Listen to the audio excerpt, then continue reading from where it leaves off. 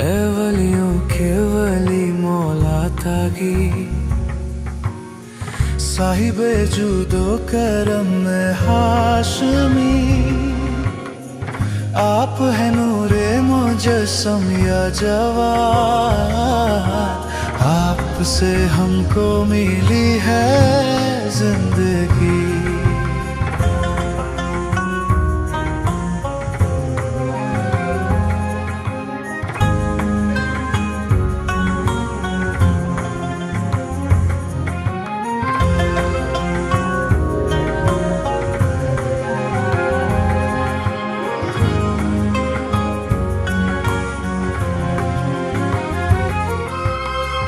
آپ ہیں یا زکریا کا حشم، آپ کے کاندھوں پہ ہے حق کا علم، بچپنے میں علم یوں جاری ہوا، توڑ ڈالا جس میں باطل کا بھرم، کم سنین مالک خلق نبی، وارث حلم حسن روح علی، مثل موسیٰ عیسیٰ اپنے سب مٹا ڈالی زحل کی تیرگی، آپ کی ہے کنیت ابن رضا، اور لقب باب المراد ہے آپ کا، خلق کی حاجت روائی کے لیے ہے کھلا در آپ کا صبح و مساء۔ اے وزیر فضل ابن سہل، سب کام کیسے جا رہے ہیں؟ علی ابن موسیٰ کی کیا خبر ہے؟ وہ ابھی بھی نیشا پور میں ہے جناب، ہماری توقع کے برعکس نیشا پور میں عوام یہاں تک کہ علماء نے بھی زبردست استقبال کیا اور سب بہت خوش نظر آ رہے تھے۔ میرا حکم ہے کہ جلد سے جلد انہیں مرو لے جایا جائے۔ اور اس کے بعد؟ آگے ہمیں سخت مسائل کا سامنا ہے ابن سہل، اربوں عباسیوں کو ورغلایا جائے۔ ان سے ہم نے بہت زخم کھائے جناب علی، وہ دوبارہ سر اٹھانے لگے ہیں، جلدی کچھ کرنا ہوگا ان کا۔ تم اپنے بھائی کو خط لکھو اور کہو کہ عراق میں جن علویوں کو اسیر کیا ہے انہیں مرو بھیج دیں، اور خلافت منتقل ہونے کے ان ایام میں بغداد کے عباسیوں سے ہوشیار رہے۔ جو آپ کا حکم جناب علی۔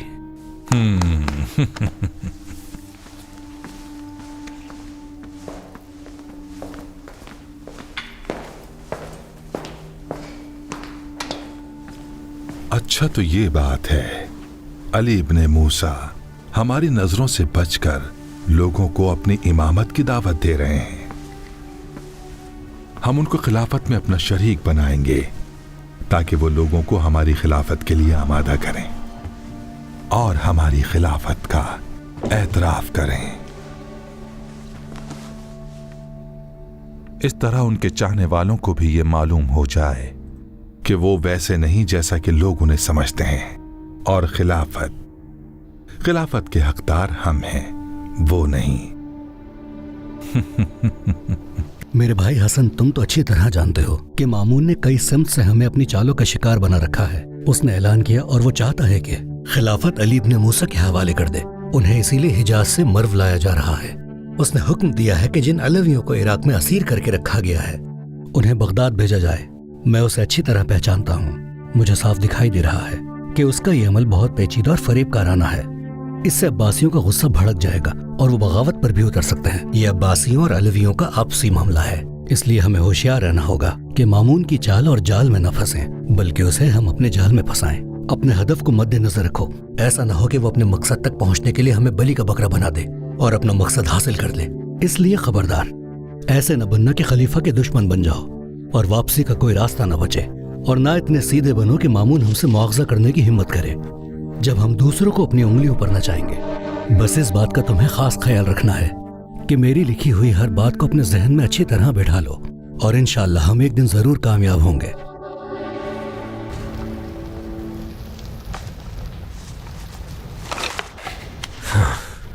عجیب دیوانہ شخص ہے یہ نیا خلیفہ، جیسے اسے آگ سے کھیلنے کا شوق ہو۔ مشکل سے عراق کا ماحول ٹھیک ہوا ہے، اب یہ دوبارہ بگاڑنا چاہتا ہے۔ علویوں کی بغاوت میں قریب تھا کہ میں اپنی جان سے ہاتھ دھو بیٹھتا۔ کتنے لوگوں کو تحت دیخ کیا گیا، واقعی بڑی حیرت کی بات ہے۔ پھر سے وہی سب کچھ کیوں کرنا چاہتا ہے؟ خدا نہ کرے اگر عباسی دوبارہ بغاوت پر اتر آئے تو اس 1000 رنگوں والے اس بغداد کا کیا ہوگا؟ نہیں معلوم یہ کیسی مصیبت آن پڑی ہے۔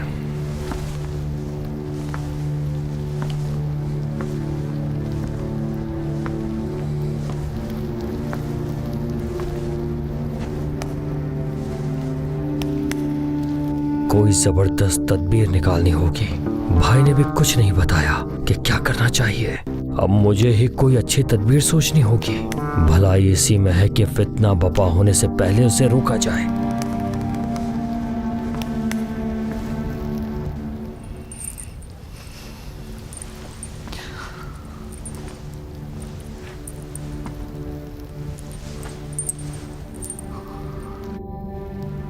کتنے منحوس ہے میرے لیے دن کہ اپنے ناکام بیٹے کے سوگ میں بیٹھی ہوں، جسے ابن مراجل کے حکم پر نہ جانے کتنے بار کر کے خنجر سے مارا گیا۔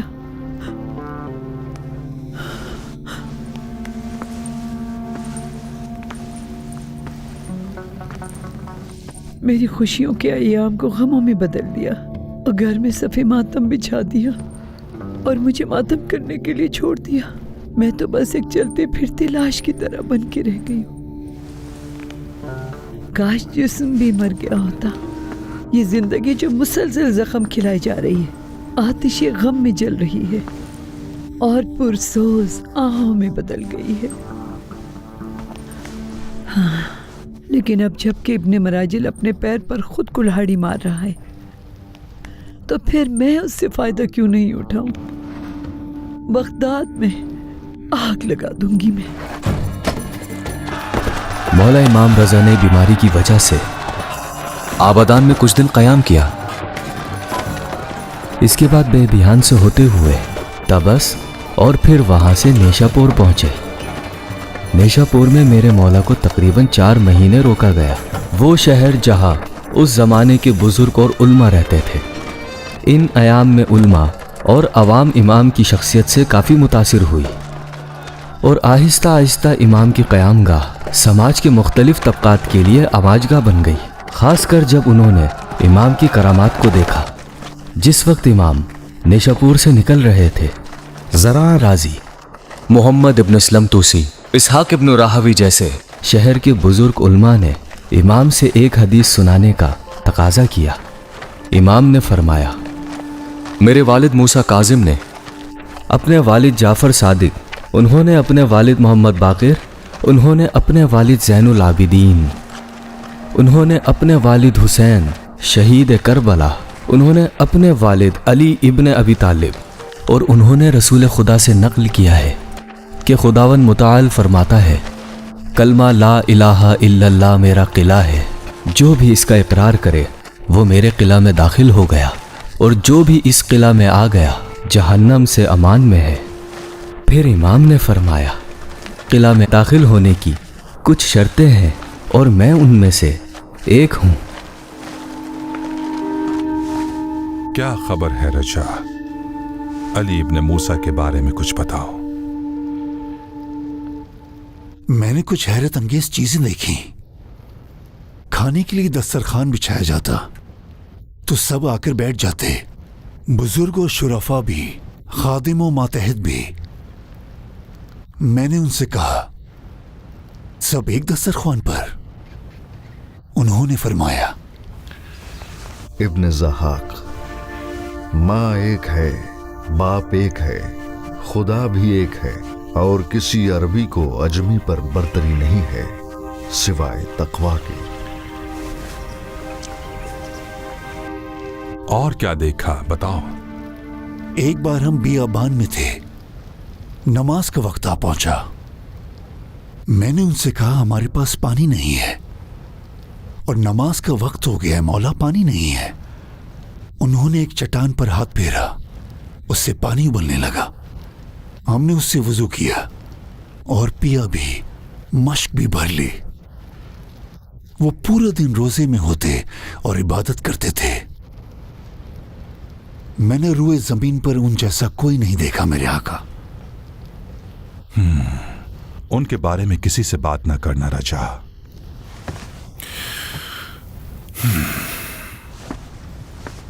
मैं खुद उनके बारे में लोगों से बात करूंगा। वो इस जमाने के सबसे अजीम इंसान है।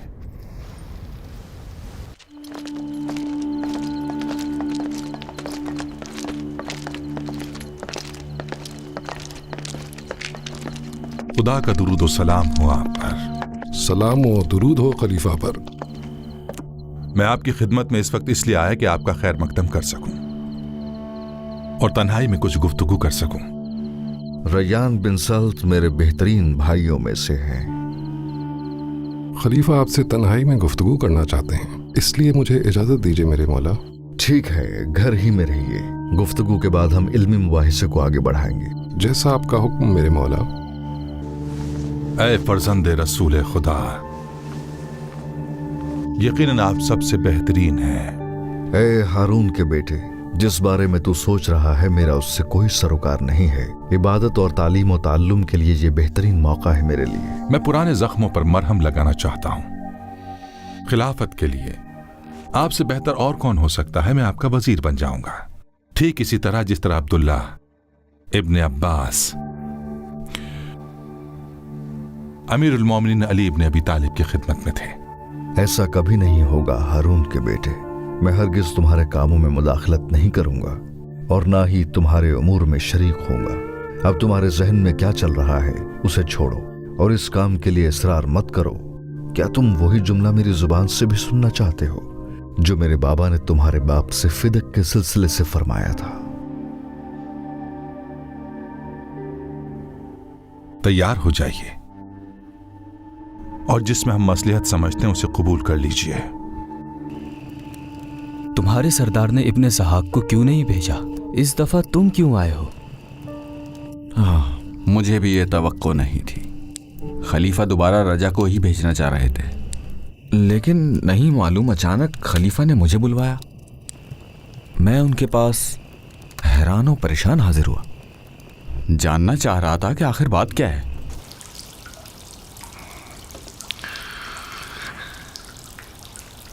इब्नुर रज़ा, क्या करूं आपके साथ, क्या करूं? मुझे मालूम है कि आप जानते हैं कि मेरे दिमाग में क्या चल रहा है।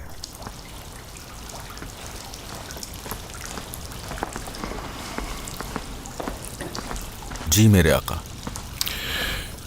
रजा इब्ने ज़हाक की कोई खैर खबर है? जब से इब्ने साल का कत्ल हुआ है वो घर से बाहर नहीं निकले। उसके पास जाओ और कहो कि खलीफतुल मुस्लिमीन ने तुम्हें याद किया है। जो हुक्म मेरे आका। बेवकूफ इंसान, कैसा जमाना आ गया है। कहीं ऐसा तो नहीं अपने रिश्तेदार फजल के कत्ल में मुझे कसूरवार समझ रहा है?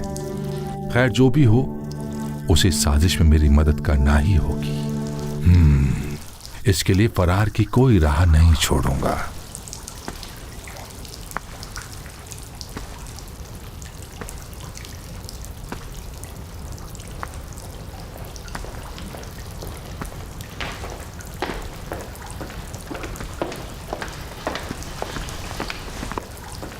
सलाम हो खलीफा मुस्लिमीन पर।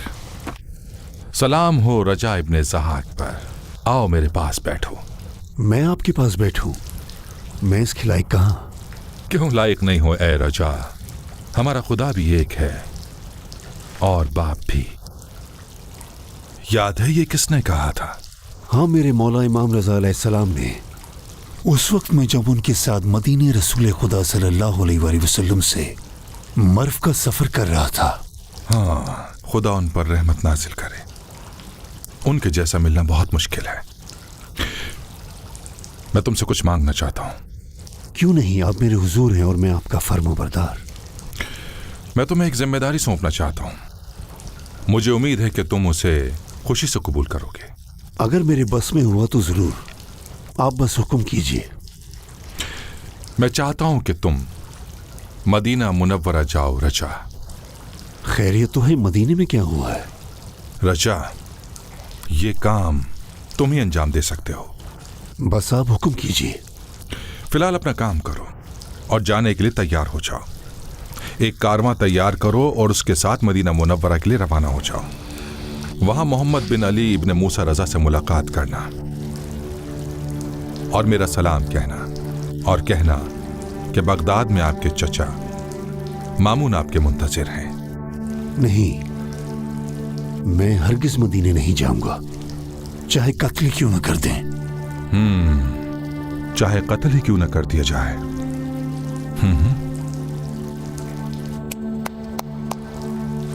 शाबाश।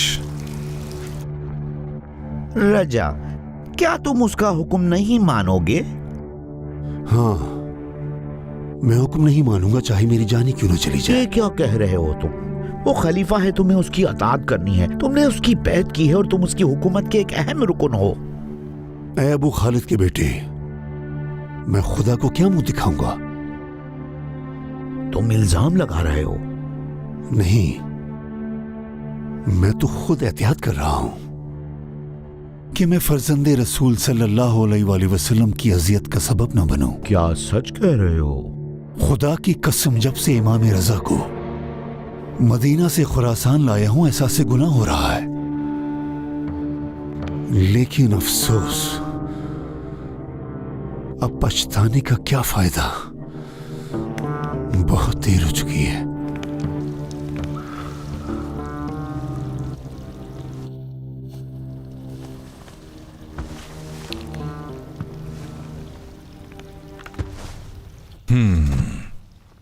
रजा इब्न ज़हाक इब्न रजा को बगदाद हाजिर करने में मेरे हुक्म की खिलाफ वर्जी कर रहा है। वो मुझे गलत समझ रहा है। इब्न ज़हाक, तुझे अपनी आखिरत का डर है। तूने आखिरत को अपनी दुनिया के बदले नहीं बेचा। तूने अपनी दुनिया को छोटा समझा।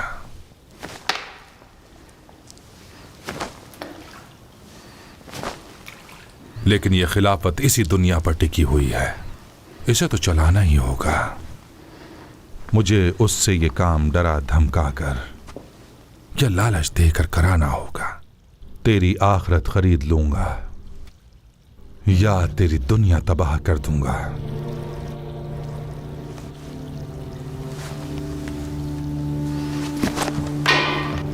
तुम मेरे खास आदमी हो, इसलिए तुम्हें ऐसे शख्स के पास भेज रहा हूं जो मेरा बहुत ही खास है। तुम्हारा उसके साथ रवैया क्या होगा? मैं उसका गुलाम और खिदमतगार रहूंगा। आखिर वो है कौन मेरे आका? मेरा दामाद मोहम्मद बिन अली रजा। ये मेरा खत है। उनके साथ उनके घर वालों और खादिमों में से जो भी साथ आना चाहे आ सकता है। तुम्हें जितने सिपाही चाहिए ले जाओ और जितना हो सके उनका एहतराम करो। जैसा आपका हुक्म हो। मेरे महल के नजदीक एक महल में उनके ठहरने का बेहतरीन इंतजाम किया जाए। जी ठीक है मेरे आका। रसूल खुदा की कब्र की जियारत तुम्हें मुबारक है यासिर। मैं आपकी तवील उम्र के लिए मस्जिद पैगंबर में दुआ करूंगा। तुम्हारे साथ कुछ लिबास और अम्बाल भेजूंगा जिसे मस्जिद नबवी के मजाविरों में तकसीम कर देना। मैं समझ गया मेरे आका।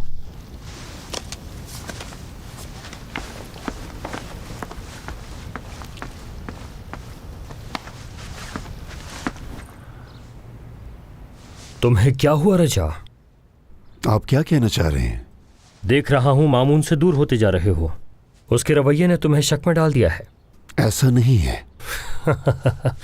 तुम उसके साथ ही थे, लेकिन फिर अचानक उससे दूर हो गए। हुजूर, इस दोस्ती से दूरी बेहतर है। वाय हो तुम पर, घर वालों का ही ख्याल कर लेते। तुम्हारे भाई फजल के साथ जो कुछ हुआ, खुदा उस पर रहमत नाजिल करे। तुमने उससे इबरत नहीं ली। बताओ क्या बात है? तुम्हें डरने की जरूरत नहीं है। वो इत्तिफाक जो इमाम रजा और मोहम्मद इब्ने जाफर के साथ पेश आया, या अलीवी जवान मोहम्मद इब्ने जैद के साथ आया, या जो हरसमा इब्ने आयान या उनकी बेटी हातिम के साथ पेश आया, क्या तुम्हारे लिए इबरत का बाइस नहीं है? بہت پہلے سے میں فضل کو سمجھا رہا تھا.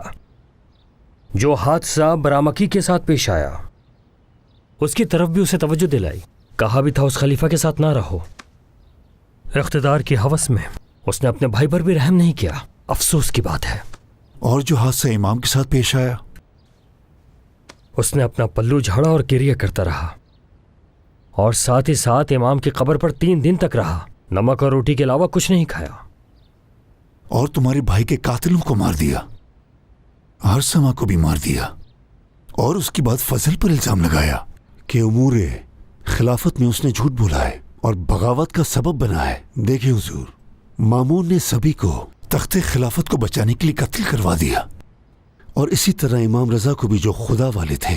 انہیں تخت و خلافت اور حاکم و سلطان سے کوئی غرض نہ تھی، بلکہ خود خلیفہ ان سے ملاقات کے لیے جایا کرتے تھے اور ولی عہدی کے لیے انہیں مجبور کر رہے تھے. مجھے امام کے پاس بھیجا تھا، اور میں وہاں امام کے کرامات اور معجزات دیکھ کر حیران اور پریشان تھا. میں نے اس بات سے مامون کو بھی آگاہ کیا، لیکن ایک لمحے کے لیے بھی میرا یہ گمان نہیں تھا کہ وہ فضل و کرامات کے اس پیکر کو نقصان پہنچا سکتا ہے. مامون کو اہل بیت اور ان کے چاہنے والوں سے کوئی نقصان نہیں ہے. امام کے مقام اور ان کی منزلت ظاہر ہو جانے کے بعد تو اسے خدا کے سامنے امام سے شرم آنی چاہیے تھی. تو یہ بات ہے. اس لیے میں نے ان سے دور رہنا ہی بہتر سمجھا. اگر میرا آنا آپ کو اچھا نہیں لگا تو میں واپس چلا جاتا ہوں. رجا ابن زحق، مملکت کے امور میں تمہاری تدبیر اور آگاہی سے اچھی طرح واقف ہوں، اور ہم رشتہ دار بھی ہیں، اس لیے تم سے ہرگز جدا نہیں ہوں گا. خدا تمہیں خیر و برکت عطا کرے.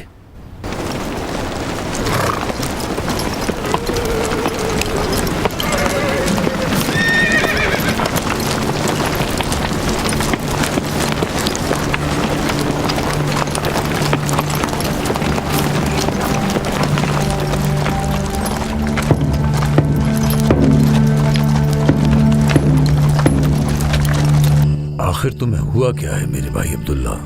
یہ تمہارے چہرے پہ کیسی پریشانی ہے؟ یہ پریشانی یاسر کی وجہ سے ہے. کہیں امام رضا کی داستان پھر سے نہ دہرائی جائے. ہاں، اسے مامون نے بھیجا ہے. کیا اس کی امام جواد سے ملاقات ہوئی، یا اس سلسلے میں کسی بھی قسم کی کوئی پیش رفت ہوئی؟ تم نے یہ بات امام کو بتائی؟ بتایا تھا انہیں. تو پھر میرے بھائی اس کے جواب میں امام نے کیا فرمایا؟ میں نے انہیں کہا کہ وہ یہاں سے کہیں دور چلے جائیں، مگر یہ بات قبول نہیں کی انہوں نے. وہ خوفزدہ تھے. امام نے فرمایا، ڈرو مت، میں اس کی امان میں ہوں. اللہ اکبر! کیا انہوں نے ایسا کہا؟ جی بالکل. اب میرے دل کو کچھ سکون ملا ہے. ابو جعفر سب جانتے ہیں میں صبح سویرے ہی ان سے ملاقات کرنے جاؤں گا.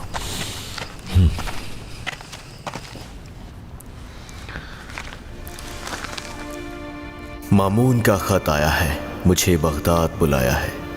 یہ عیار و مکار خلیفہ آخر آپ سے چاہتا کیا ہے؟ چاہتا ہے کہ اپنی بیٹی کی شادی مجھ سے کر دے.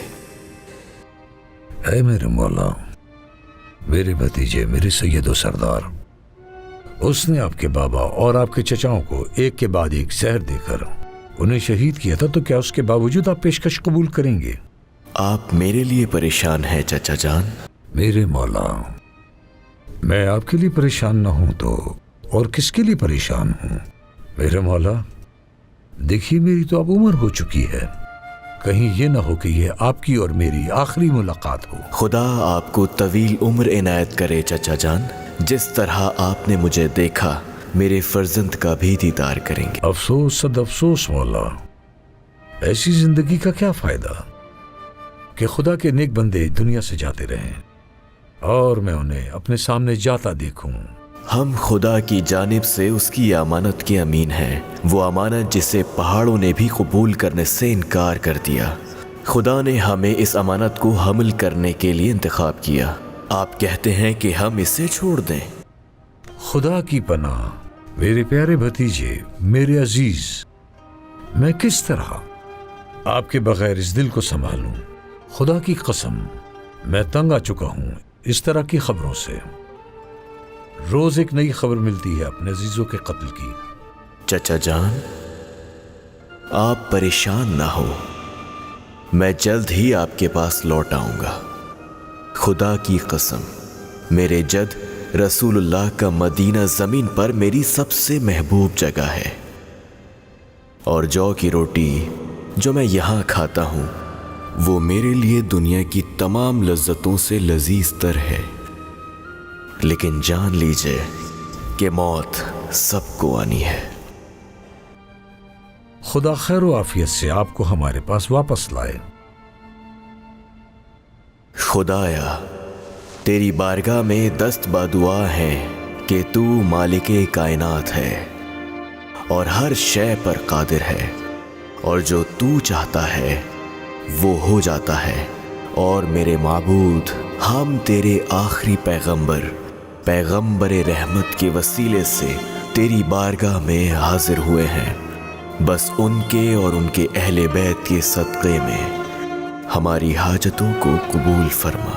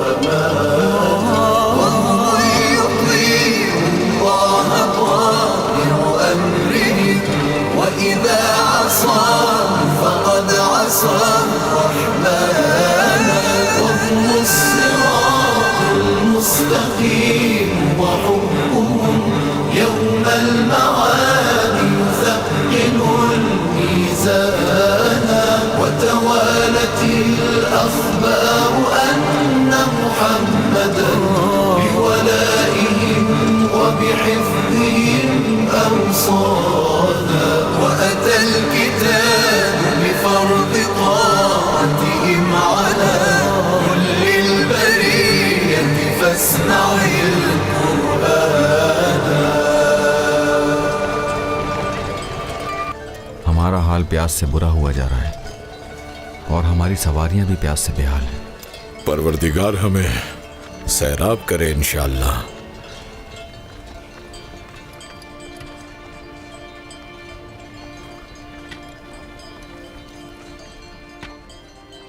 اے میرے معبود، تیرا شکر ہے۔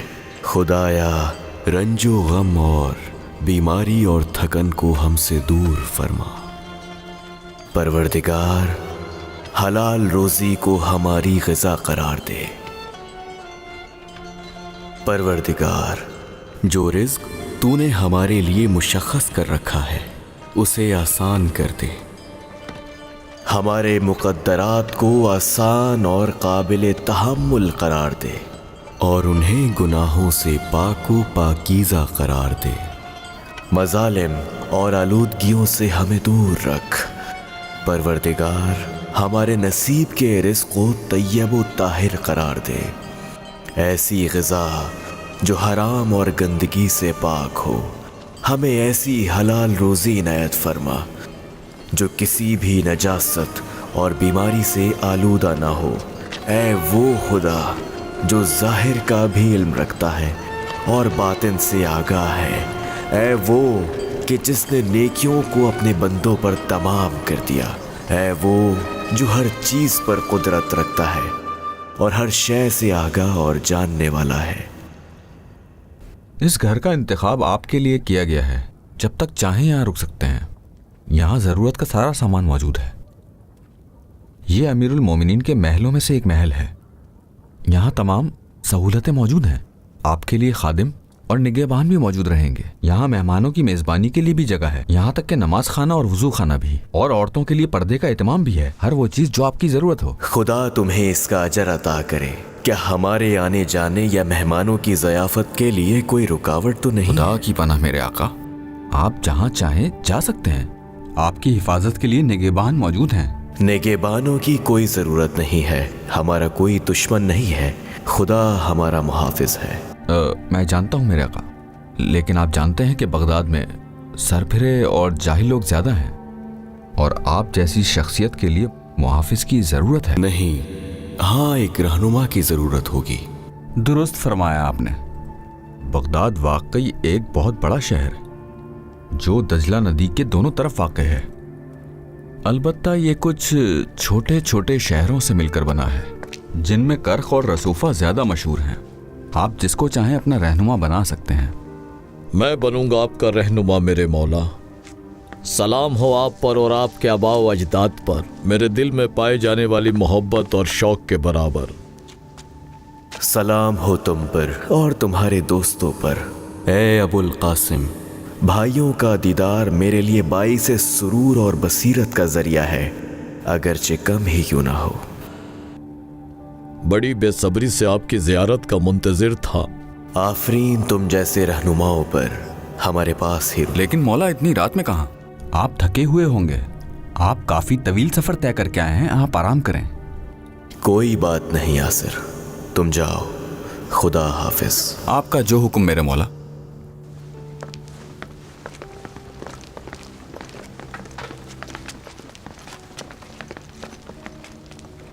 कब्रे इमाम की ज़ियारत के लिए जाएंगे मौला? कैसे मुमकिन है बगदाद में अपने जद मूसा काज़िम अलैहिस्सलाम की ज़ियारत के बगैर ज़िंदगी का आगाज़ कर? घोड़े से जाएंगे मौला? नहीं, पैदल ज़ियारत का सवाब ज़्यादा है। क्या सभी जाएंगे मौला? नहीं, ख़ानदान के बाकी अफराद ज़ियारत को कल सुबह जाएंगे। थके हुओं को अजियत देना मुनासिब नहीं। ये बड़ी सआदत है मौला कि आपकी ज़ियारत हो गई। सलाम हो आप पर।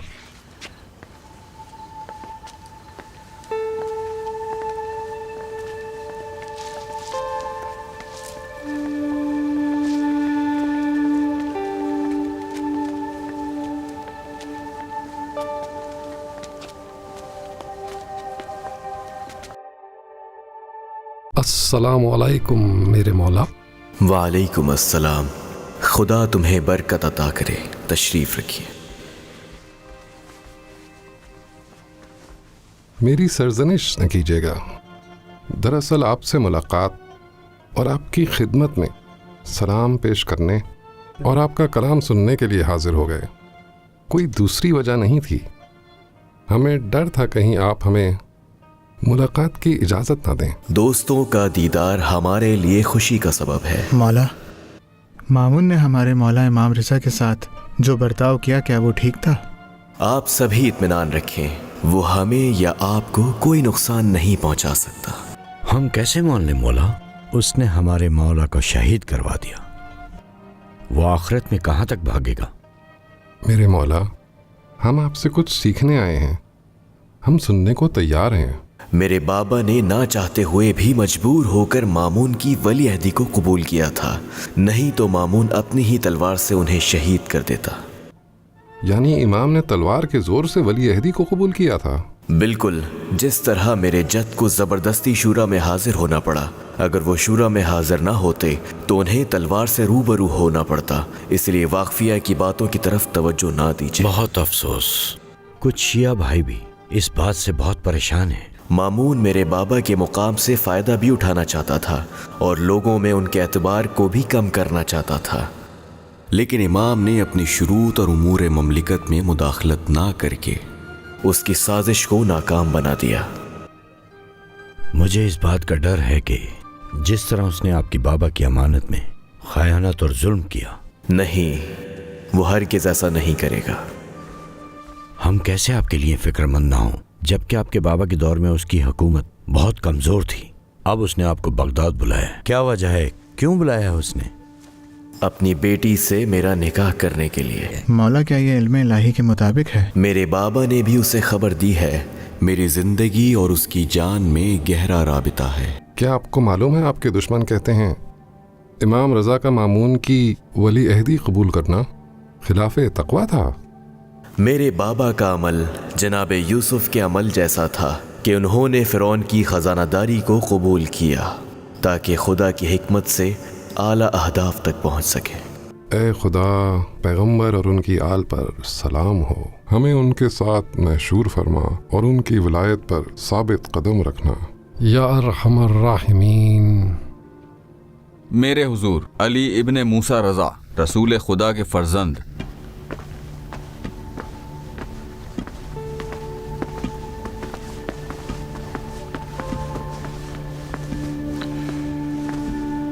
درود و سلام اور خدا کی رحمت ہو آپ پر، سلام ہو میرے بھائی اور میرے آقا پر، درود ہو رسول خدا کے فرزند پر، درود ہو اس پر جس نے خراسان کو اپنے قدم مبارک سے منور کیا۔ سلام ہو ہارون کے بیٹے پر، خدا کی قسم ہم اہل بیت کے لیے جوار رسول خدا دوسرے تمام مقامات سے افضل ہے۔ مجھے اس بات پر فخر ہے کہ آپ جیسا دانا، مومن، پرہیزگار اور سخی خاندان بنی ہاشم میں ہے۔ دوست و دشمن سبھی آپ کے گرویدہ ہیں۔ اگر میں ان خوبیوں کا حامل ہوں تو یہ نعمتیں خدا نے میرے وجود میں رکھی ہیں، جس طرح میرے آبا و اجداد علیہم السلام کو عطا کی۔